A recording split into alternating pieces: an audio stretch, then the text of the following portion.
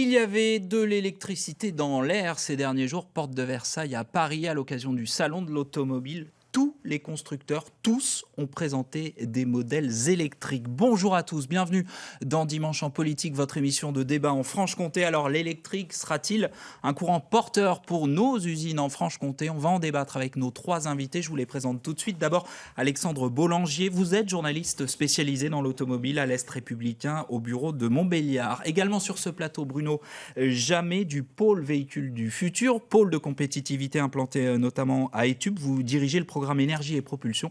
C'est vous qui avez en charge les questions relevant des véhicules électriques. Et puis Alain Pilarski, directeur général du groupe Neder, qui gère plusieurs concessions automobiles dans l'aire urbaine. Vous faites aussi de la recherche et développement pour PSA. Bonjour à tous les trois, merci d'avoir accepté notre invitation. Alors vous en avez l'habitude, vous pouvez participer à cette émission, interpeller nos invités, nous faire part de vos commentaires, de vos questions sur la page de l'émission ou commenter l'émission tout au long du débat sur les réseaux sociaux avec le mot dièse qui s'affiche, Dimpol FC, comme Dimanche en politique Franche-Comté. Alors messieurs, c'est donc une tendance forte de ce salon de l'automobile 2018 qui s'achève ce soir à Paris. Tous les constructeurs passent à l'électrique. Alexandre Bollangier, doit-on parler d'une révolution ? Oui, on doit parler d'une révolution énergétique. Les pouvoirs publics ont décidé de tuer le diesel. Alors le diesel n'est pas tout à fait mort, l'encéphalogramme n'est pas encore tout à fait plat, il résiste même assez bien. Aujourd'hui, à peu près 40% des immatriculations de voitures neuves se font en diesel. C'était 73% en 2013, donc la baisse est quand même très importante, mais elle semble se stabiliser. Mais c'est vrai qu'à terme, avec les normes européennes de rejet de CO2 dans les années qui viennent, le diesel n'a pas d'avenir. Alors, c'est un choix, une nécessité de passer à l'électrique parce que vous parlez de la décision de l'Union européenne cette semaine de limiter à 35% les émissions de CO2 dans les années qui viennent. Il y a eu aussi en tout début de semaine le rapport du GIEC, les experts du climat sur l'ONU, qui annonçait qu'il fallait vraiment changer nos habitudes, sinon on courait à la catastrophe. Donc, choix ou nécessité ? Les deux. Après, pour arriver à 35%, enfin, les eurodéputés avaient proposé 40%, les ministres de l'Environnement européens 35%, et la décision, le pourcentage définitif n'est pas encore arrêté. Il doit l'être théoriquement d'ici la fin de l'année par les États membres. Mais pour arriver, si on reste sur ce pourcentage de 35%, pour arriver à ce pourcentage, seul l'hybride et l'électrique permettra de diminuer dans des proportions aussi importantes le CO2. Les rejets de CO2, pardon. Bruno Jamais, révolution technologique aussi ? Oui, tout à fait. Et alors, donc, pour compléter ce que disait monsieur, les émissions de CO2 qui sont prises en compte sont des émissions entre le réservoir du véhicule et la roue. On appelle ça les émissions du réservoir à la roue. Et donc, l'objectif qui est défini jusqu'en 2030, c'est toujours du réservoir à la roue. Donc on pourra parler, pourquoi pas, de ce qui se passe en amont pour la production du carburant ou la production d'électricité. Donc on parle de mix énergétique. Et puis après, on pourra, pourquoi pas, élargir sur tout ce qui est le cycle de vie complet d'un véhicule. Alors révolution, oui, et révolution parce qu'il y a des facteurs qui accélèrent cette révolution. Les émissions de CO2, pour répondre aux seuils qui sont définis au niveau européen en 2020, puis en 2025, puis en 2030, les constructeurs doivent absolument trouver des solutions. Et cette solution, effectivement, passe par l'électrification croissante des chaînes de traction. Je vais vous faire réagir à une citation de Carlos Tavares, le grand patron de PSA. Il disait il y a quelques jours dans la presse régionale « Je n'ai aucune réserve sur l'électrification de l'automobile, mais à force de ne suivre que les impulsions et les moments d'émotion ou de révolte, on loupe des aspects important. Alain Pilarski, est-ce qu'on est dans un effet de mode ? Alors, quand le patron de PSA nous parle d'émotion, d'impulsion ? Oui, c'est une émotion parce qu'elle est dictée par des impératifs qui sont avant tout des impératifs politiques. Politique ou écologique ? Et sous couvert d'écologie, c'est de la politique. On s'abrite vers quelque chose qui plaît, qui est dans l'air du temps, qui est dans une mouvance, qui est une mouvance de fond, qui est inéluctable. Mais pour autant, ce sont des décisions politiques qui ne prennent pas en compte toute l'ampleur du schéma. Pas nécessairement en compte les contraintes industrielles, mais on pourra plus facilement en parler avec notre ami, qui ne prennent pas en compte les contraintes de production au niveau des batteries, Les batteries sont aujourd'hui majoritairement asiatiques. Elles utilisent des métaux rares et des métaux précieux qui sont en réserve non inépuisable, qui sont essentiellement focalisés en Afrique. Aujourd'hui, la Chine est en Chine. La Chine est omniprésente en Afrique pour ces raisons-là. Elle capte l'intégralité du marché. Et qu'est-ce qu'on fait au niveau politique en Europe? On ne prend pas le taureau par les cornes. On n'a rien lancé encore en matière de production de batteries, de nouvelles énergies, de nouvelles batteries. On va subir. On va se mettre... Vous êtes en train de me dire que c'est une aberration de subventionner l'électrique, aussi bien écologiquement que technologiquement parlant? Je dis que c'est un risque fou. Et puis, soyons clairs, aujourd'hui on subventionne l'électrique pour arriver à ce que le coût d'acquisition d'un véhicule électrique reste à peu près acceptable pour le consommateur. C'est 6 000 € aujourd'hui la prime, c'est ça? C'est 6 000 € pour un véhicule tout électrique. Ce consommateur, aujourd'hui, on se rend compte qu'ils ont assez peu les moyens de changer de véhicule puisque le parc roulant est vieillissant. Il a pris 1 an de plus, il est passé à 9 ans. 9 ans en moyenne, oui. En moyenne, en 2 ans de temps. Ça veut dire que la capacité de renouvellement du parc est extrêmement ténue. Le coût aujourd'hui de fabrication d'un véhicule électrique ou un véhicule hybride, compte tenu du poids important des batteries dans ce coût de construction, c'est 30 à 35% de plus qu'un véhicule classique. Bien sûr que ça va évoluer. Si on développe et si on vend plus de véhicules électriques, ça risque de baisser. Mais c'est avec un risque, c'est de se mettre complètement dans les mains d'un détenteur du marché et de celui qui produit les batteries. Qui pourra... Et aujourd'hui, ce sont des producteurs asiatiques. Et aujourd'hui, ce sont des producteurs asiatiques. Vous êtes d'accord, un pari fou, Alexandre Bollinger? Carlos Tavares et puis Carlos Ghosn, le patron de Renault, ont aussi soulevé ce problème des batteries et ils réclament la création d'une filière européenne. La batterie, c'est à peu près 40% du coût de fabrication d'une voiture électrique. Est-ce que les constructeurs français sont prêts à laisser un chaînon aussi important de la valeur du véhicule à la Chine? C'est une vraie question. Et alors, vous parlez des patrons des constructeurs, des marques françaises. C'est aussi le cas du ministre de l'économie, Bruno Le Maire, qui disait il y a quelques jours au salon que l'idée de faire une filière de l'industrie automobile électrique avec des composants uniquement asiatiques, ça n'a aucun sens. L'Europe doit être indépendante. Aujourd'hui, on en est loin. Mais de toute façon, on sera toujours dépendant aussi des matières premières, comme l'a dit M. Pilarski. Les terres rares et les métaux rares donc, sont essentiellement... pour 40%, je crois, sont localisées en Chine. Elles sont extraites dans des conditions écologiques épouvantables, avec l'utilisation de produits chimiques, acide sulfurique, acide chlorhydrique, dans des conditions sociales épouvantables aussi, avec des salariés chinois qui gagnent une misère. Donc il faut prendre ça vraiment en compte. Bruno Jamet, le tableau qui nous est peint là n'est pas reluisant. Le défi technologique, il peut être relevé par les entreprises françaises? Alors, déjà, je n'étais pas tout à fait d'accord sur le fait que l'électrification soit une aberration. Par contre, ce qui est une aberration, c'est qu'à partir d'objectifs climatiques de réduction des gaz à effet de serre, à partir d'objectifs de réduction de la pollution locale, les oxydes d'azote, les particules, il y a tout un panel de solutions qui existent. Et là où il ne faut pas se tromper, c'est vraiment prôner une neutralité technologique. C'est les constructeurs qui proposeront des solutions et les équipementiers, toute la filière, qui proposeront des solutions qui répondent à ces besoins. Ils ne doivent pas proposer des solutions avec le couteau sous la gorge, vu la politique choisie par les différents États, notamment les États européens. Alors moi, je pense que c'est une chance déjà qu'il y ait une dynamique européenne, parce que sinon, après, il y aurait toujours une personne qui souhaiterait, ou un État qui souhaiterait avancer moins vite. Donc là, il y a une dynamique européenne qui est impulsée, et avec une visibilité. On est en 2019, alors le temps industriel, c'est un temps long, mais 2030... c'est pas demain. Demain, dans le domaine industriel, c'est 2025, on va dire. Je ne suis pas certain que la visibilité soit totale ou aussi claire que vous l'exprimez, puisque une chose est certaine, et on a pu le constater dans le passé et dans le passé récent également, la variation des impulses politiques sur l'incitation à l'électrification des véhicules. Les primes sont variantes. Elles sont à un moment donné de 6 000 €. Elles étaient de 9 000. Sur certains modèles, elles ne sont plus qu'à 1000. Pour l'hybride, ça a disparu. Pour l'hybride, ça a disparu. Mais on parle de la remettre. On joue à quoi ? Comment voulez-vous qu'un consommateur puisse s'y retrouver ? Comment voulez-vous qu'on amène 30% des acheteurs de véhicules neufs dans les années qui viennent ? Et les années qui viennent, c'est demain.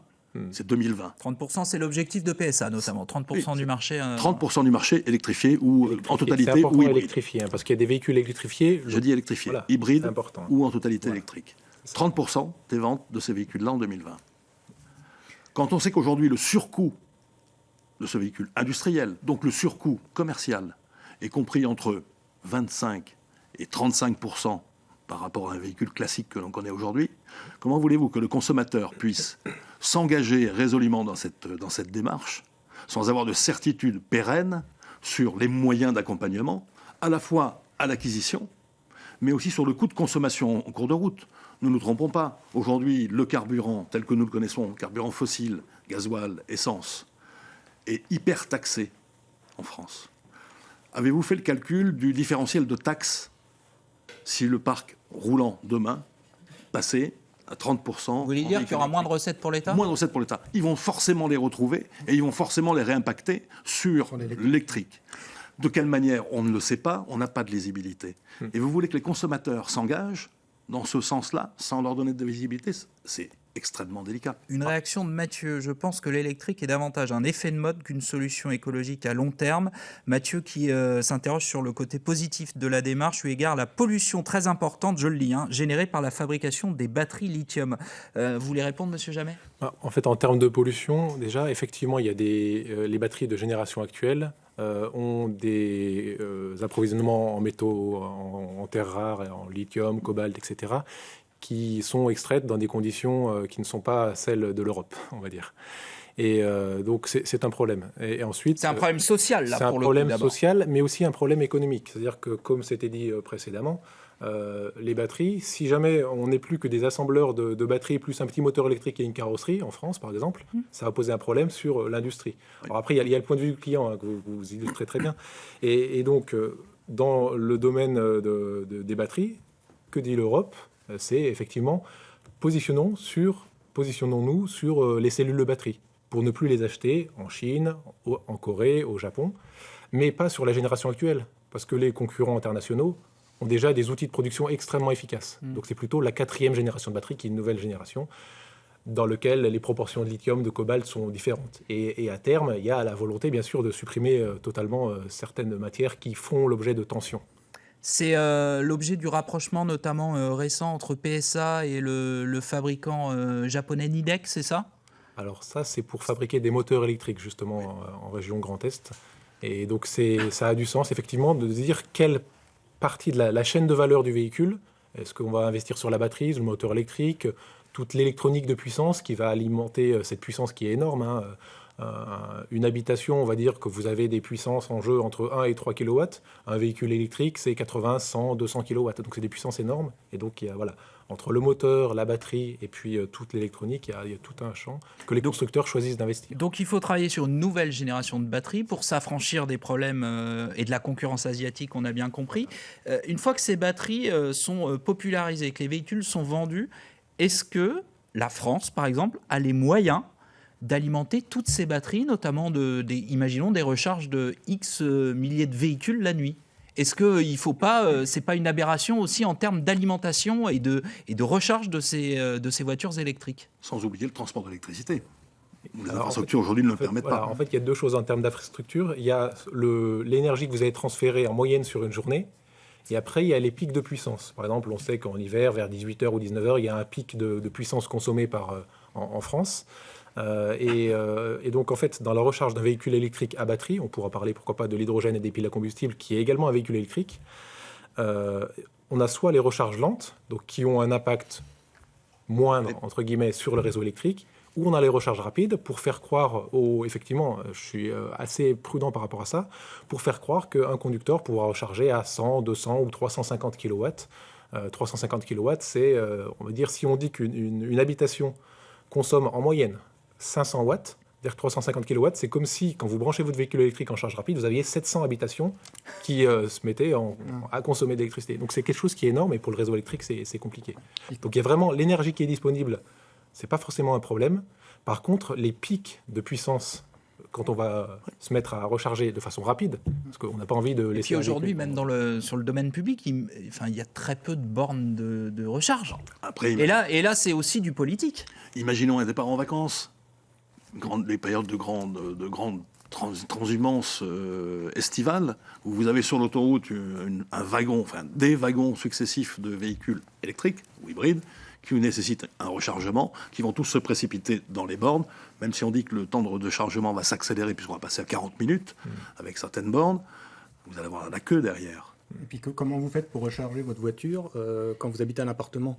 Vous n'allez pas tirer une rallonge depuis le 5e étage jusque la rue où se trouve votre voiture. D'où l'importance des bornes quand vous avez, à disposition de tout le monde. Quand vous habitez dans un plein pied, une maison, vous pouvez facilement brancher votre voiture. J'ai bien compris les réticences qu'il y avait notamment de ce côté-ci du plateau sur la voiture électrique. Néanmoins, là, ça y est, tous les constructeurs s'y mettent. C'est une démarche on y va. On a évidemment le PSA qui est un peu le moteur dans la région, un peu beaucoup d'ailleurs, qui s'y met, qui promet 100% des nouveaux modèles électriques ou hybrides en 2019.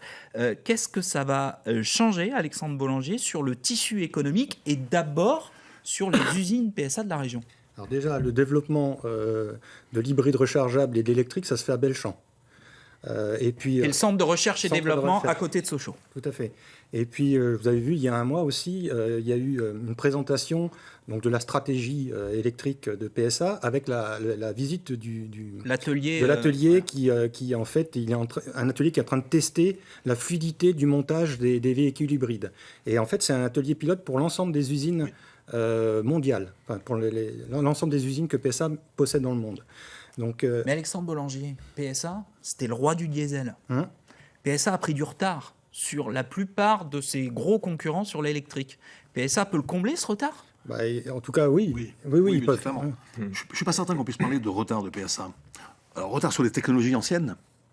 C'est-à-dire qu'on est sur des technologies qui évoluent tellement vite que c'est pas pénalisant d'être parti un peu plus tard que les autres. Les moteurs diesel, effectivement, il y a l'image de diesel qui colloque beaucoup à PSA, mais il ne faut pas oublier des moteurs essence qui sont excellents, qui ont été sortis récemment, des moteurs 1,6 litre ou des moteurs 1,2 litre, qui ont été primés à plusieurs reprises. Voilà, tout à fait. Donc ça, c'est quelque chose sur lequel PSA est très performant. Et puis, ils investissent dans les moteurs électriques avec Nidec, ils investissent avec Punch Powertrain dans les boîtes de vitesse pour véhicules électrifiés. Pour accompagner le moteur. Voilà. Donc, ils sont prêts. Mais vous, Monsieur Jamet, au pôle véhicules du futur, votre travail notamment, c'est de coordonner, de créer des synergies entre toutes les entreprises du secteur automobile, notamment sur ces questions-là. Est-ce que vous pouvez nous confirmer que, notamment en Franche-Comté, on y travaille et que ça va être une source d'emploi, par exemple ? Alors, mais il y a deux choses en fait. Au niveau français, il y a un chiffre qui circule qui dit que pour fabriquer un moteur diesel, il faut 7 fois plus d'ouvriers que pour fabriquer un moteur électrique. Voilà. Donc ça veut dire qu'il y a une transformation qui va avoir lieu. Et ensuite, dire que l'écosystème est prêt, oui, en fait, ça fait plusieurs années que globalement, il se prépare. La question, c'est qu'il soit prêt, c'est une chose, mais que le marché le demande, c'est une autre chose. Et en fait, c'est la conjonction du fait qu'il y ait un marché et un produit disponible. Alors donc le pôle véhicule du futur, on travaille bien sûr avec l'automobile, mais également avec des constructeurs autres, tels que Alstom. Et donc Alstom, ils ont une réflexion très simple, c'est ils peuvent faire des locomotives à hydrogène, comme ça a été lancé récemment en Allemagne, mais ils disent, OK, donc sur une locomotive à hydrogène, je pourrais le vendre tel prix, ça me coûterait tel prix, et le marché, j'en vendrais combien ? Bon, et en fait, il a besoin d'une visibilité sur ce marché-là. Et sinon, or, pour l'instant... Voilà. Et donc, ils sont prêts, ils sont dans les starting blocks. Mais en fait, c'est le même problème dans l'automobile. Voilà. On voit là, derrière vous, et puis on l'a vu à l'image, le fameux concept car, la e-Legend, qui est une 504 revisitée et qui est tout électrique, autonome. Là, alors je ne sais pas s'il y a une demande pour les véhicules électriques, mais cette voiture-là a eu un certain succès, Alexandre Bollinger. Vous l'avez vu, vous êtes allé la voir à Paris. Oui, c'est vrai qu'il y avait une influence de journalistes pendant les journées presse qui était assez impressionnante.